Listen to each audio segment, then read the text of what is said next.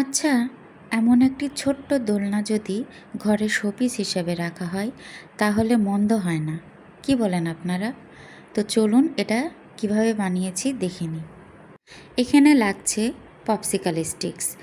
স্টিকগুলো দুপাশে একটু করে কেটে নিব। এখানে মোট 6টি স্টিক ইউজ করেছি। প্রথমে 3টি স্টিক্স ট্রায়াঙ্গেল শেপে আঠা দিয়ে লাগিয়ে নিয়েছি।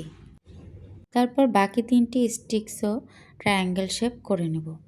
এখানে লাগছে একটি ব্যাম্বু স্টিক। ব্যাম্বু স্টিকটি 2 ট্রায়াঙ্গেলের উপর দিয়ে আঠা দিয়ে লাগিয়ে এর দুপাশে 2টি দড়ি বেঁধে দেব। এরপর 4টি স্টিক্স একত্রে করে ছোট ছোট স্টিক দুপাশে লাগিয়ে নেব। এর দুপাশেই এভাবে কেচি দিয়ে কেটে নেব। এবার 3টি স্টিক দিয়েও ঠিক আগের মতো পদ্ধতি ফলো করব। এবার 3টি স্টিকটি 4টি স্টিকের সাথে এভাবে লাগিয়ে নেব।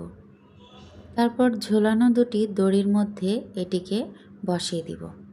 ব্যাস হয়ে গেল আমাদের ছোট্ট কিউট দোলনা। আল্লাহ হাফেজ।